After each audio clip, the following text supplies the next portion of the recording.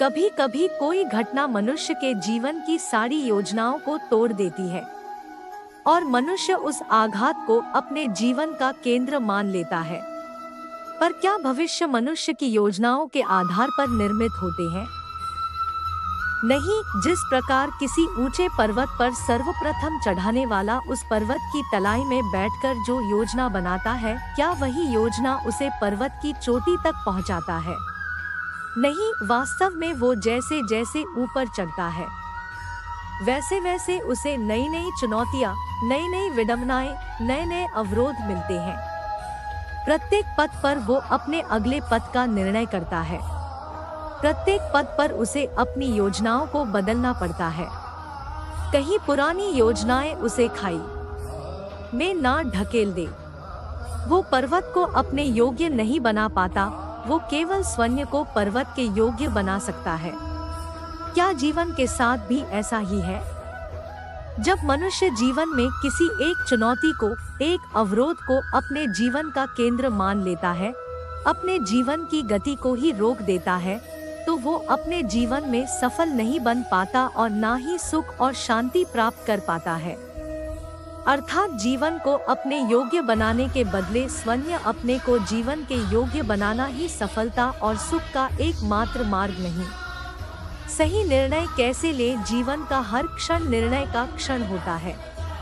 प्रत्येक पथ पर किसी दूसरे पथ के बारे में कोई निर्णय करना ही पड़ता है और निर्णय अपना प्रभाव छोड़ जाता है। आज किए गए निर्णय भविष्य में सुख अथवा दुख निर्मित करते हैं, न केवल अपने लिए, अपने परिवार के लिए, आने वाली पीढ़ियों के लिए। जब कोई दुविधा सामने आती है तो मन व्याकुल हो जाता है, अनिश्चय से भर जाता है। निर्णय का वो क्षण युद्ध बन जाता है और मन बन जाता है युद्ध भूमि। अधिकतर निर्णय हम दुविधा का उपाय करने के लिए नहीं, केवल मन को शांत करने के लिए लेते हैं। पर क्या कोई दौड़ते हुए भोजन कर सकता है? नहीं। तो क्या युद्ध से जूझता हुआ मन कोई योग्य निर्णय ले पाएगा? वास्तव में शांत मन से जब कोई निर्णय करता है तो अपने लिए सुखद भविष्य बनाता है, किंतु अपने मन को शांत करने के लिए जब कोई निर्णय करता है तो वो व्यक्ति भविष्य में अपने लिए कांटों भरा वृक्ष लगाता है। स्वयं विचार कीजिएगा। जीवन में आने वाले संघर्षों के लिए मनुष्य स्वयं को योग्य नहीं मानता। जब उसे अपने ही बल पर विश्वास नहीं रहता, तब वो सद्गुणों को त्याग कर दुर्गुणों को अपनाता है। वस्तुतः मनुष्य के जीवन में दुर्गुणता जन्म ही तब लेती है जब उसके जीवन में आत्मविश्वास नहीं होता। आत्मविश्वास ही मनुष्य के जीवन का चालक है। भय, डर। मनुष्य सदा ही भय का कारण ढूंढ लेता है। जीवन में हम जिन मार्गों का चुनाव करते हैं, वो चुनाव भी हम भय के कारण ही लेते हैं, किंतु यह भय वास्तविक, रियल होता है। भय का अर्थ है आने वाले समय में विपत्ति की कल्पना करना, किंतु समय का स्वामी कौन है? न हम समय के स्वामी हैं और न हमारे शत्रु। समय तो ईश्वर के अधीन चलता है। तो क्या कोई यदि आपको हानि पहुंचाने के लिए केवल योजना बनाता है, तो क्या वो आपको वास्तव में हानि पहुंचा सकता है? नहीं। किंतु भय से भरा हुआ हृदय हमें अधिक हानि पहुंचा सकता है। क्या यह सत्य नहीं? विपत्ति के समय भयभीत हृदय अयोग्य निर्णय करता है और विपत्ति को अधिक पीड़ादायक बनाता है, किंतु विश्वास से भरा हृदय विपत्ति के समय को भी सरलता से पार कर जाता है।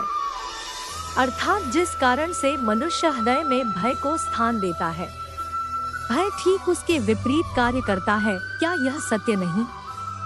अच्छाई को धारण करता है। ये आत्मविश्वास है क्या?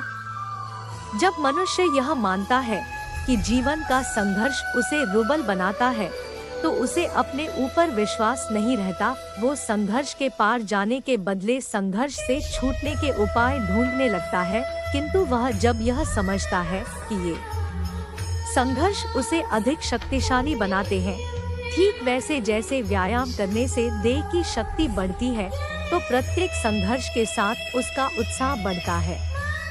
अर्थात आत्मविश्वास और कुछ भी नहीं, सिर्फ मन की स्थिति है। जीवन को देखने का दृष्टिकोण मात्र है और जीवन का दृष्टिकोण मनुष्य के अपने वश में होता है। स्वयं विचार कीजिए। पिता हमेशा ही अपनी संतान के सुख की कामना करते हैं, उनके भविष्य की चिंता करते रहते हैं। इसी कारणवश ही अपनी संतानों के भविष्य का मार्ग स्वयं निश्चित करने का प्रयत्न करते रहते हैं। जिस मार्ग पर पिता स्वयं चला है, जिस मार्ग के कंकड़ पत्थर को स्वयं देखा है, मार्ग की छाया, मार्ग की धूप को स्वयं जाना है, उसी मार्ग पर उसी का पुत्र भी चले, यही इच्छा रहती है हर पिता की। निसंदेह उत्तम भावना है ये। किंतु 3 प्रश्नों के ऊपर विचार करना हम भूल ही जाते हैं। कौन से 3 प्रश्न? पहला, क्या समय के साथ प्रत्येक मार्ग बदल नहीं जाए? क्या समय हमेशा ही नई चुनौतियों को लेकर नहीं आता? तो फिर बीते हुए समय के अनुभव नई पीढ़ी को किस प्रकार लाभ दे सकते हैं? दूसरा, क्या प्रत्येक संतान अपने माता पिता की छवि होता है? हाँ, संस्कार तो संतानों को अवश्य माता पिता देते हैं, किंतु भीतर की क्षमता तो स्वयं ईश्वर देते हैं। तो जिस मार्ग पर पिता को सफलता मिली है, तो विश्वास है कि उसी मार्ग पर उसकी संतानों को भी सफलता और सुख प्राप्त होगा। तीसरा, क्या जीवन का संघर्ष और चुनौतियां लाभकारी नहीं होती? क्या प्रत्येक नया प्रश्न प्रत्येक नए उत्तर का द्वार नहीं खोलता? तो फिर संतानों को नई नई चुनौतियों और नए नए प्रश्नों से दूर रखना, ये उनके लिए लाभ करना कहलाएगा या हानि पहुंचाना? अर्थात जिस प्रकार मनुष्य के भविष्य के मार्ग का निर्माण करना श्रेष्ठ है, वैसे ही संतानों के जीवन का मार्ग निश्चित करने के बदले उन्हें नए संघर्षों के साथ जूझने के लिए मनोबल और ज्ञान देना अधिक लाभदायक नहीं होगा?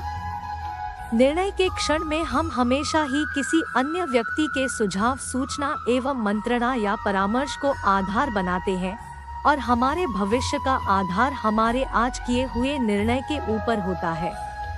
तो क्या हमारा भविष्य किसी अन्य व्यक्ति के दिए हुए सुझाव एवं परामर्श का फल है?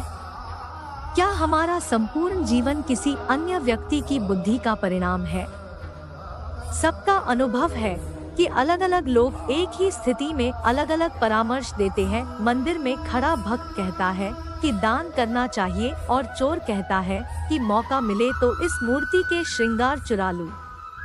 धर्म से भरा हृदय धर्ममय सुझाव देता है और अधर्म से भरा हृदय अधर्म का परामर्श देता है। धर्ममय सुझाव का स्वीकार ही मनुष्य को सुख की ओर ले जाता है।